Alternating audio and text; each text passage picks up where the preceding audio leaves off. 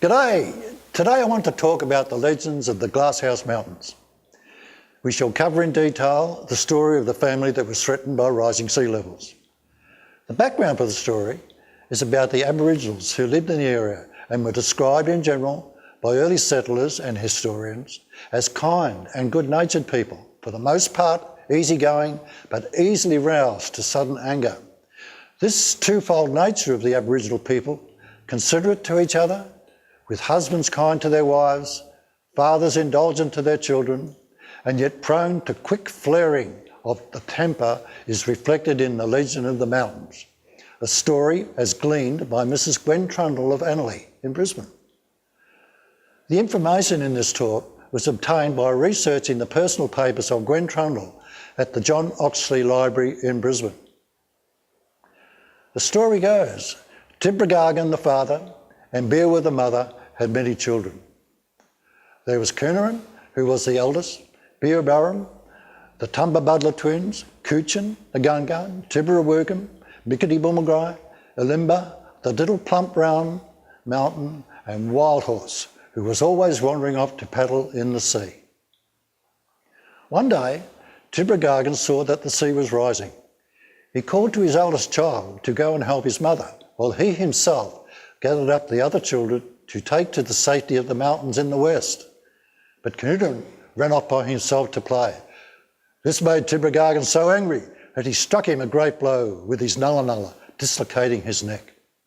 After the sea had subsided and the family had come back to the plains, the other children teased Coonaran because of his crooked neck. As a result, Coonaran went to ask his father forgiveness, but Tibragargan was so filled with shame at his son's behaviour that he merely wept, and his tears flowed out to the sea. Coonaran went in to his mother, but she also wept, as did the other children, when he appealed to them in turn, and there had been many streams flowing across the plate of the sea, and there have been ever since. Then Tibragargan called out to his son, asking why he had not helped his mother when told to, and Coonaran replied that as she was the biggest of them all, he thought she should have been able to look after herself. Tibragargan was so filled with shame at this answer that he turned his back on Coonaran, vowing he would never look at him again. Beerwah, whose great size was because she was pregnant, once again wept, even more for the disgrace of her son.